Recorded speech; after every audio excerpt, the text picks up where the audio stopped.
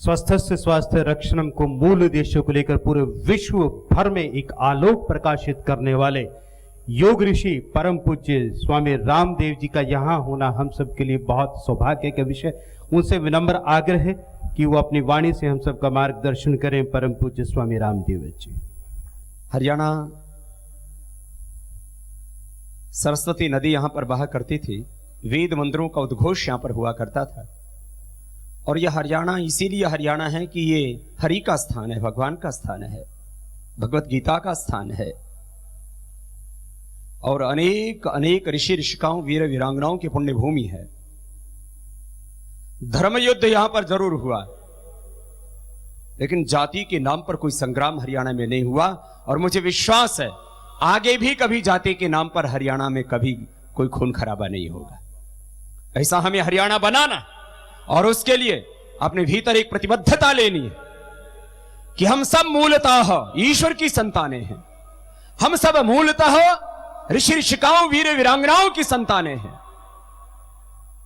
और जातियों के नाम पर राजनीतिक कुछ मांगे हो सकती हैं हमारी, और मांगों के लिए आप आंदोलन भी करना चाहें कर सकते हैं, ये सब हमारा मौलिक और संवैधानिक अधिकार है। लेकिन हरियाणा की इज्जत को बट्टा ना लगे। हरियाणा का जब नाम लिया जाए तो हमें आग दिखाई ना दे, हमें धुआं दिखाई ना दे, हमें खूनी संघर्ष दिखाई ना दे, लूटपाट दिखाई ना दे। कहीं पर भी हरियाणा के नाम पर कलंक लगता है तो वह मात्र हरियाणा के नाम पर कलंक नहीं, वो अपने पुरखों के नाम पर भी धब्बा लगता है। अपने को बहुत संभल के चलना है। और अभी भी मैं बोल रहा हूं तो एक बहुत गहरी वेदना के साथ बोल रहा हूं और एक संवेदना के साथ बोल रहा हूं। गौरव बनाने में सदियों लग जाती है, एक सम्मान एक प्रतिष्ठा बनाने में युगों लग जाते हैं। उसके लिए बहुत तप पुरुषार्थ करना पड़ता है, और उस गौरव को धूमिल करने में एक क्षण लगता है। पिछले दिनों जो कुछ यहां पर घटित हुआ, उससे लोगों में एक अच्छा संदेश नहीं गया। इसलिए हम सबका ये सामूहिक कर्तव्य है।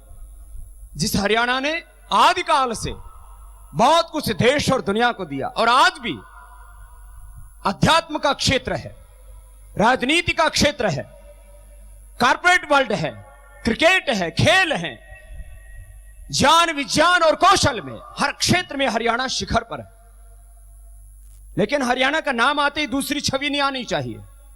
जो कुछ भूल हुई उसे आगे बढ़ना है। हमने कभी किसी प्रांत के साथ, किसी जाति और मजहब के साथ स्वयं को नहीं जोड़ा। हम कभी किन्हीं दीवारों में बंधे नहीं। लेकिन मैं आज एक बात कहता हूं, यहां इस मंच पर अब हमारी जन्मपत्री तो वैसे तो बना ही नहीं, क्योंकि मां को ही नहीं बेरा था, बालक कब पैदा हो गया, खेत में काम कर रही थी, टाबर पैदा हो गए। हरियाणा में जन्मपत्री पहले कोई नहीं बनाया करते थे। हमारी मां ने तो बेरा ही नहीं, ये बालक कब पैदा हुआ, तो बोले बाप बेटा सुबह पैदा हुआ था। लेकिन ये मीडिया वाले तो जन्मपत्री निकाल लेते, बाबा कहां पैदा हुआ। हम इस भारत को अपनी जननी मानते हैं, लेकिन भाई हरियाणा अभी मातृभूमि भगवान के विधान से हो गई। पूज्य स्वामी अवधेशानंद जी महाराज बैठे, भाई हम लोग कोई ये नहीं कह रहे हैं कि भाई ये हमारी जन्मभूमि है इसलिए कुछ बात उसके पीछे कोई किसी प्रांत को महिमा मंडित करना नहीं।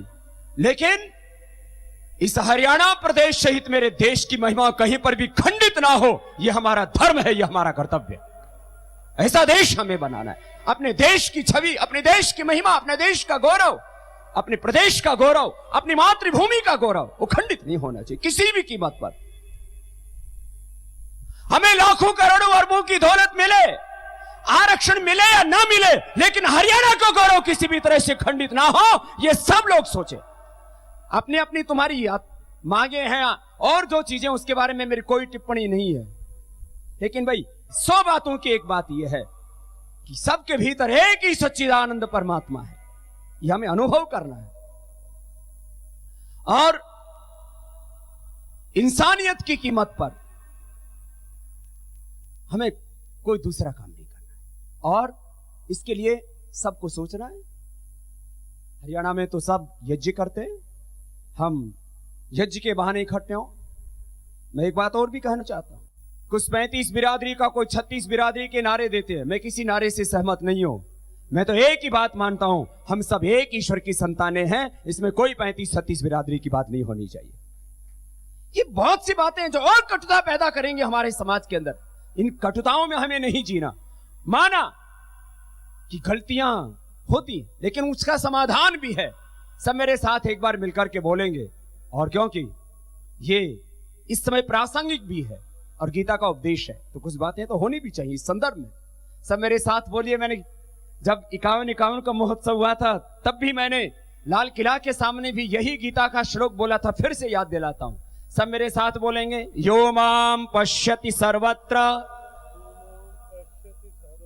इतनी गीता तो सबको आती है, बोलिए जरा। अरे ठीक है, आप हमारी तरह गुरुकुल में नहीं पढ़े, लेकिन स्वामी जी ने तो पढ़ा दी इतनी गीता, ज्ञानानंद जी महाराज जी। यो माम पश्यति सर्वत्र सर्वं च मयि पश्यति तस्याहं न प्रणश्यामि सच में न प्रणश्यति। कितना सीधा सा संदेश। यो माम पश्यति सर्वत्र, जो मुझको सब में देखता है। ब्राह्मण में भी मैं हूं, क्षत्रिय में भी मैं हूं, अहीर में, जाट में, गुजर में, राजपूत में, 36 बिरादरी में मैं हूं। और ये जो बिरादरी वाले हैं ना, इनको थोड़ा इतिहास पढ़ लेना चाहिए। ये अहीर, जाट, गुजर, राजपूत सब एक ही वंश के हैं। मैं इतिहास पढ़ा है, मैं बता रहा हूं आपको। जो अपने आप को मनु की परंपरा का मानते हैं, मनु के बेटे से जो वंश चला वो सूर्य वंश है, और मनु की लड़की से जो बेटी से वंश चला वो चंद्रवंश है। और आज एक दूसरे के खून के प्यासे हो गए। ये सूर्यवंशी, ये चंद्रवंशी, ये जाट, ये हीर, ये गुजर, ये सैनी, ये फैनी। मेरे भाई, ये सब चक्कर में मत पड़ो और ये चक्कर मत चलाओ। मैं आपके सामने खड़ा हूं यहां पर। हमने कभी जात का आलम्बन नहीं लिया, हमने कभी मजहब का कोई आलम्बन नहीं लिया, किसी प्रांत का आलम्बन नहीं लिया। और आज यहां पर खड़े हैं तो योग के पथ पर, सत्य धर्म के मार्ग पर चल करके खड़े हुए। ऐसे ही खड़े हो अपने जीवन में। जातियों के आलम्बन कमजोर लोग लेते हैं, मजहबों के आलम्बन कमजोर लोग लेते हैं। अरे हम सब ईश्वर की संतानें हैं, हम सब ऋषियों की संतानें हैं, हम भारत माता के पुत्र और पुत्रियां हैं। भारत माता की संतानों में कहां ये जाति का भाव आ सकता है? ये भाव हमें पैदा करना अपने भीतर। सब में एक ही सच्चिदानंद परमात्मा है, खाली मनुष्यों में ही नहीं। गीता का उपदेश है, मनुष्यतर जितने भी जीव जंतु हैं, सूकर में भी भगवान कृष्ण कहते हैं, सुअर में भी मैं हूं, कुत्ते में भी मैं हूं, पंछी में, चिड़िया में भी मैं हूं, मछली में भी मैं हूं। हमारे यहां तो जो अवतारों की अवधारणा है, दशावतार, ये सब क्या है? सब में एक ही भगवान है। फिर एक दूसरे के खून के प्यासे हम कैसे हो सकते हैं? ये बात हरियाणा के जन जन तक पहुंचानी है। और चंद मुट्ठी भर लोग हर जगह होते हैं जो हिंसा फैलाना चाहते हैं, आतंक फैलाना चाहते हैं, खून खराबा करना चाहते हैं। उनके लिए कोई स्थान नहीं रहा है हमारे यहां पर। ऐसी भाव चेतना, यो माम पश्यति सर्वत्र, जो मुझको सब में देखता है और मुझ में सबको देखता है, उसको कहीं किसी मठ में, किसी मंदिर में, किसी तीर्थ में कहीं जाने की जरूरत नहीं है, क्योंकि सब में मैं ही हूं।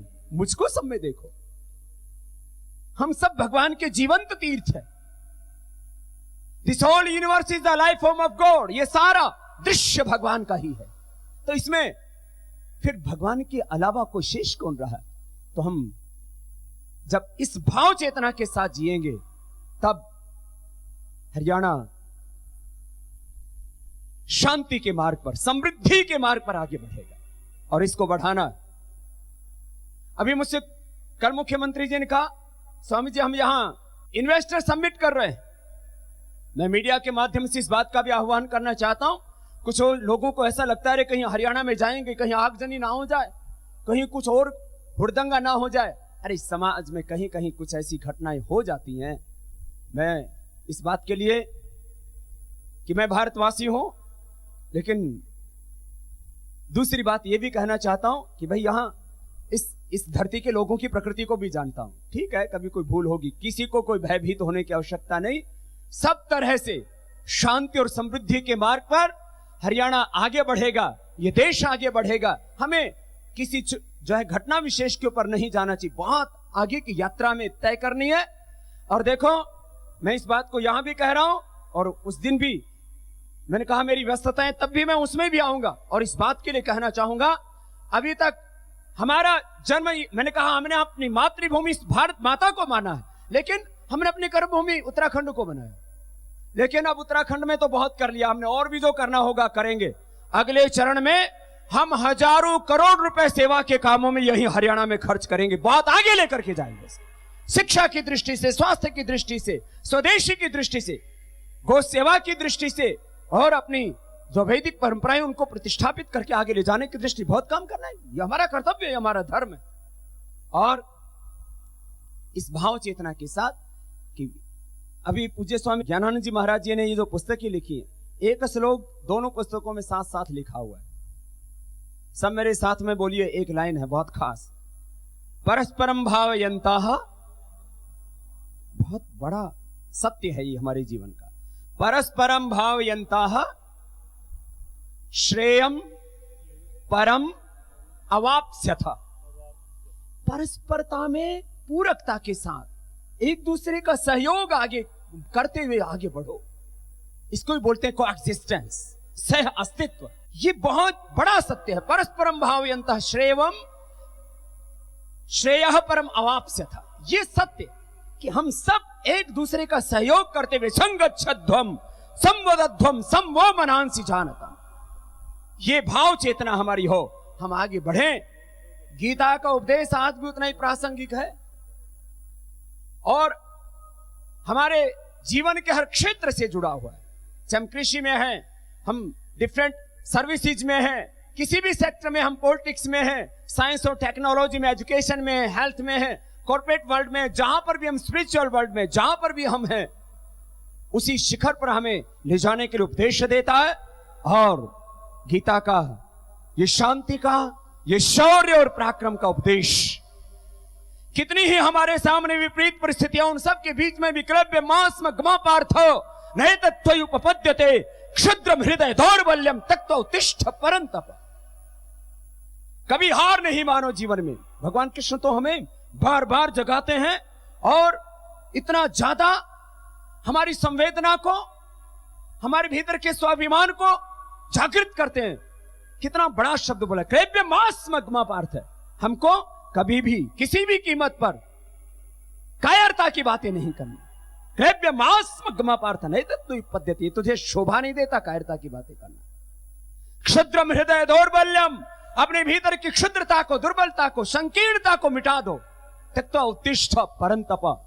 तो हम सब यहां आज संकल्पित होकर के इस प्रदेश को आगे ले जाने के लिए, इस देश को आगे ले जाने के लिए, अपने जीवन में स्वयं को आगे ले जाने के लिए, कृतम में दक्षिणे हस्ते जोयो में सब व्याहिता अहम इंद्रो न पराजिज्ञे अग्नि हस्मि जन्मना जात वेद घृतम में चक्षु अमृतम महासन अर्कस्थिधात रस्सो विमान जस्रो घर्म हविरस्म नाम।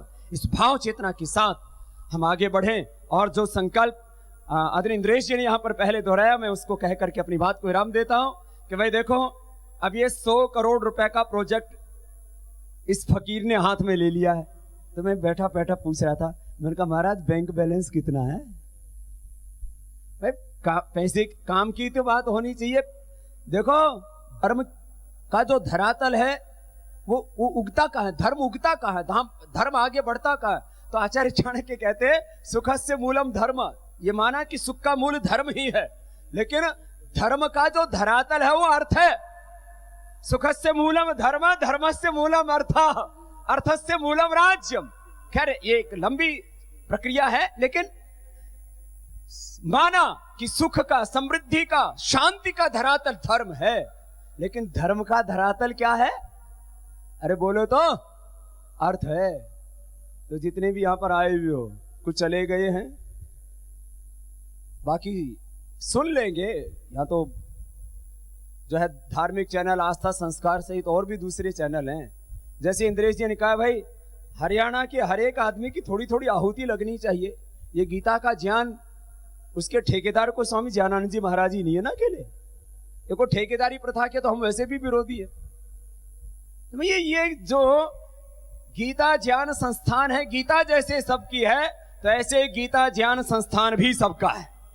इसमें सब सहयोग करना भाई। तो यूं तो 10% सबको दान करना चाहिए, और हमारे पास तो जो कुछ आता है हम तो 100% सेवा में लगाते हैं। चाहे दान देता हो या पतंजलि के जो आप प्रोडक्ट भी खरीदते हो, उसका 1 रुपए से लेकर के करोड़ रुपए तक जो भी आया है, जो आ रहा है और जो आएगा, वो सारा का सारा देश की सेवा में लगेगा। 1 रुपए भी पर्सनल वेल्थ नहीं। किसके लिए? सब सेवा के लिए। तो जब हमारा सब कुछ सेवा के लिए है तो थारा भी थोड़ा थोड़ा तो होना चाहिए कि नहीं? बोलो भाई, अरे जोर तक बोलो, होना चाहिए ना। तो दे दियो चुपचाप, चुपचाप देगो तो पुण्य लागेगो। और मांग के लेगा ना बाबा, या मांगने पे दोगे तो पुण्य थोड़ो लागेगो। हाँ? मांगनो नहीं पड़े बाबा ने। है भाई, सुनो, बाबा जी को मांगना नहीं पड़ा, ऐसा काम कर दियो तो फिर क्या करना पड़ेगा? तो भाई 100 करोड़ का काम है, तो भाई कुछ जो ठाड़े ठाड़े हैं वो तो 1-1 करोड़ दे दियो। महाराज 1 करोड़ किसी ने दिए? महाराज चुप है, कुछ मामला गड़बड़ है।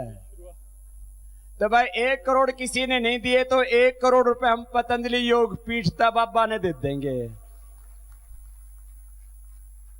भाई ये ताली थारे हाथ तक बज रही है तो थारे हमने भी देना पड़ेगा भाई। दोगे ना? अरे जब ये तो बाबा है ना, ज्यादातर मेहनत दे देश लोग है, जो हम दे रहे भाई, तो भाई तुम भी दो। तो ये काम करना पड़ेगा भाई सबने। तो ये तो हमने इसलिए बोला कि भाई जो समर्थ हैं वो ज्यादा दो, और बाकी भाई एक आदमी वो घनी ठेकेदारी लो तुम अपने ऊपर। मैं ये कौन कौन सी अलग अलग संगठन बना रखे, मैं इनका प्रधान, मैं इसका प्रधान, मैं उसका प्रधान। एक एक आदमी 50-50, 100 नहीं इकट्ठा कर ले, 1-1 लाख 50-50 हजार भी दे, तो एक आदमी 100 नहीं इकट्ठा कर लिया, हो गया 1 करोड़। तो ऐसे आप में से बहुत से समर्थ हैं। वैसे भी महाराज जी के चेले बड़े ठाड़े ठाड़े दिखने लागे, कपाल भाती कम करे हैं। तो जो ठाड़े ठाड़े चेले हो तुम बाबा जी के, तो एक एक शिष्य महाराज जी का संकल्प ले ले कि मुझे इस गीता ज्ञान संस्थान के लिए, वो ज्ञान को ना हम गुरुकुल के पढ़े हुए हैं तो ज्ञान बोलते हैं, जय प्लस य मिलके ज्ञा होता है। हाँ? तो इधर कोई ज्ञान बोलता है, उधर दक्षिण में ज्ञान बोलते हैं, तो हम लोग गुरुकुल के उसको ज्ञान बोलते हैं। गीता ज्ञान संस्थानम में आप लोग 10-10, 11-11 मिलके 11-11 लाख कर दो, और जो कोई ठाड़े ठाड़े हैं 101 आदमी हैं तो 100 मिल गए तो 1 करोड़ हो गए। तो भाई ये काम 3 साल वाला आपको 2 साल में ही पूरा करना है, मेरा आपसे भी आह्वान है। तो ताली तो जोर से बजाओ, ठाड़े ठो करके ऐसे। हाँ, हरियाणा का आदमी सब काम ठाड़े तरीके से करो, जो भी करना हो भाई। सब इस संकल्प को लेके जाओ कि देखो हमारे स्वामी ज्ञानानंद जी महाराज जी है ना, ये संकल्प इन्होंने जो लिया है, संकल्प इनका संकल्प नहीं है, ये ईश्वरीय संकल्प है, ये ईश्वरीय कार्य है। हम सब मिलकर के इस काम में सहयोग करें। आप सबको मेरी बहुत बहुत शुभकामनाएं। और भाई मैंने कोई भी बात कही है किसी को बुरा लगने के लिए नहीं कही है, इस भाव से कही है।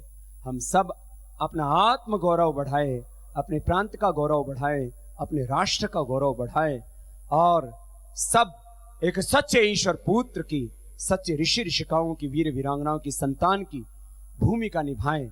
आप सबको और पूज्य स्वामी ज्ञानानंद जी महाराज जी को एक बार आप सबकी ओर से बहुत बहुत बधाई, बहुत बहुत शुभकामनाएं, और ये काम बहुत जल्दी पूर्ण हो, ऐसी हमारी भगवत चरणों में प्रार्थना है। मैं अपने आप को आज के इस गीता ज्ञान प्रतिष्ठानम के शिलान्यास कार्यक्रम पर अपने आप को यहाँ पाकर बहुत ही गर्व का, आनंद का एक प्रकार से महसूस कर रहा हूँ। स्वामी ज्ञानानंद जी से जो इस बात की चर्चा हुई कि गीता गौरव को हमको बढ़ाना है।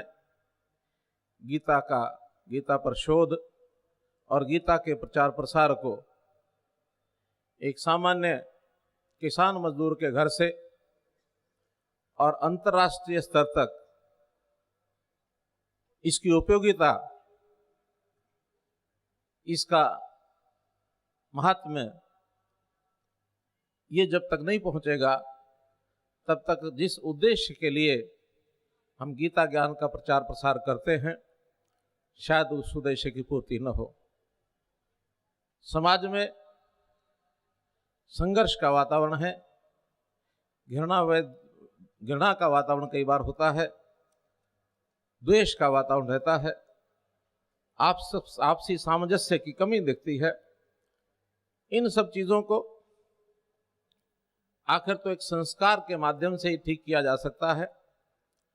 तो ये संस्कार हमको गीता के माध्यम से ही मिल सकते हैं। श्रीमद् भागवत गीता एक सार्वकालिक सार्वभौमिक संविधान है। इसका स्वयं भगवान ने अपनी वाणी से इसको प्रकट किया है। अन्य संविधान देश काल और परिस्थिति के हिसाब से बदलते रहते हैं। हमने देखा है अपने देश का संविधान जिसमें 100 से ऊपर बार संशोधन हो चुके हैं, लेकिन गीता का महात्म्य ऐसा है कि इस शाश्वत संविधान को बदलने की कभी आवश्यकता नहीं पड़ी। ये मनुष्य जीवन मात्र के लिए, उसके कल्याण के लिए एक उपदेश है। हम लोग राजनीतिक क्षेत्र के लोग कई बार ऐसा विचार करते हैं कि आखिर बहुत से ऐसे विषय समय समय पर आते हैं जब उनको अपने वर्तमान नियम कानून के हिसाब से उसका हल निकालना पड़ता है, लेकिन लगता है वो अल्पकालिक ही हल होते हैं। आखिर शाश्वत सिद्धांतों के आधार के ऊपर यदि समाज का निर्माण किया जाए तो मैं समझता हूं कि इस उहापोह से हम भी बाहर निकल सकते हैं। आज संतों महात्माओं के वचनों से हम लोगों को जो ज्ञान प्राप्ति हुई, जो लाभ मिला, उस सारे क्रम में मेरे जैसे व्यक्ति को बोलने का कोई अधिकार नहीं है, लेकिन कर्म करने के लिए हम लोग अपने आप को हमेशा तत्पर रखते हैं। गीता का संदेश भी है, कर्मण्येवाधिकारस्ते मा फलेषु कदाचन। तो इस कर्म को करते रहना से ही हमको भी अपने जीवन में आनंद आता है। इसी गीता ज्ञान प्रतिष्ठानम की जब निर्माण की बात हुई, स्वामी जी ने जैसे बताया कि भूमि की आवश्यकता रहेगी, तो हमारे मंत्रिमंडल ने तुरंत इस भूमि के लिए अपनी स्वीकृति प्रदान की। और अब आगे भी यहाँ के शोध केंद्र के लिए अथवा यहाँ म्यूजियम बनाने के लिए देश विदेश से, सब जगह से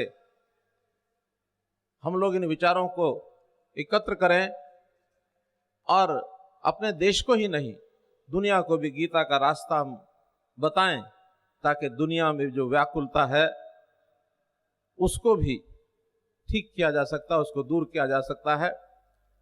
हालांकि विश्व के बहुत से ऐसे लोग हैं जिन्होंने गीता के प्रति अपनी आस्था भी दिखाई है, उसकी प्रशंसा भी की है, चाहे वो American writer William David thorough हो अथवा इंग्लिश पोएट एमरसन है, जर्मन के फिलोसोफर मैक्स मुलर हैं अथवा शोपेनहावर है।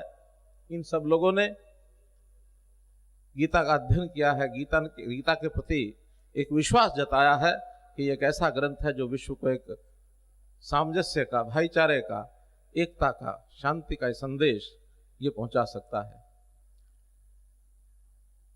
हरियाणा में हम लोग पिछले 15 दिन का जो घटनाक्रम हुआ है, जिसके बारे में स्वामी रामदेव जी ने, स्वामी अवधेशानंद जी ने इसकी चर्चा की है, निश्चित रूप से एक ऐसा दौर था जिसकी कल्पना नहीं की थी।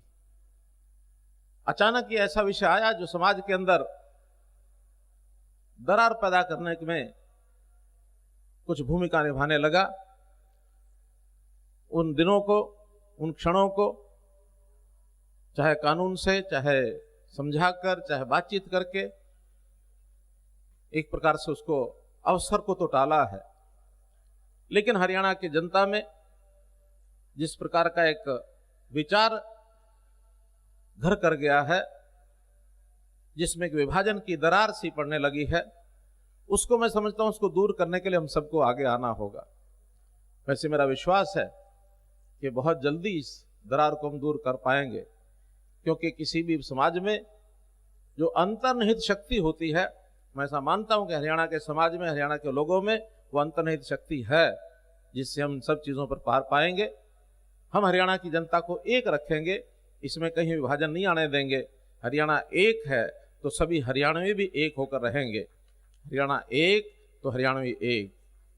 इसी के अंतर्गत हम लोगों ने इस सप्ताह को सद्भावना सप्ताह इस रूप में पूरे प्रदेश में मनाने के लिए अपने कार्यक्रम बनाए हैं और उसी के अनुसार आगामी कुछ कार्यक्रम होंगे। जहाँ तक इस संस्थानम की इसको बढ़ाने के लिए, इसमें योगदान करने के लिए बात आई है, हमारे इंद्रेश जी ने एक विषय रखा है कि 100 करोड़ रुपए का खर्च है। मुझे बैठे हुए कहानी याद आ रही थी, छोटा किस्सा याद आ रहा था। एक सेठ जी को एक बार किसी की बेटी का निमंत्रण पत्र प्राप्त हुआ कि शादी में आना है। सेठ जी को उस दिन व्यस्तता थी, उसने अपने शगुन को एक लिफाफे में डालकर मुनीम जी को दिया कि मैं नहीं जा पाऊंगा, तुम चले जाना और ये जा करके शगुन दे देना। मुनीम जी जाने लगे तो उन्होंने सोचा कि सेठ जी का तो पूछ लिया था, सेठ जी से उन्होंने कहा कि 100 रुपया इसमें है। तो उन्होंने कहा सेठ जी का 100 रुपया तो दूंगा, लेकिन अपना भी तो कुछ देना चाहिए, मैं भी तो जा ही रहा हूं। तो 1 रुपया अपना भी जा करके देने की उसकी तैयारी थी और जा करके 1 रुपया अपना देते हुए उन्होंने कहा ये 1 रुपया मेरा है और साथ में ये भी जता दिया कि ये लिफाफा सेठ जी की तरफ से आया है, इसमें भी 100 रुपए हैं। अब ये 100 करोड़ की धनराशि ये इस समाज से, इस जनता से, हरियाणा की जनता से, गीता प्रेमियों से, देश और दुनिया के गीता प्रेमियों से अपेक्षा की गई है। अब उस 100 करोड़ में, क्योंकि ये सारा समाज ये एक सेठ है, मैं तो इस सेठ का मुनीम हूं, इसलिए उस मुनीम के नाते से अपना जो निजी कोष है, उस निजी कोष में से 1 करोड़ रुपए की धनराशि मैं भी यहां समर्पित करता हूं। आपका बहुत बहुत धन्यवाद, बहुत बहुत धन्यवाद।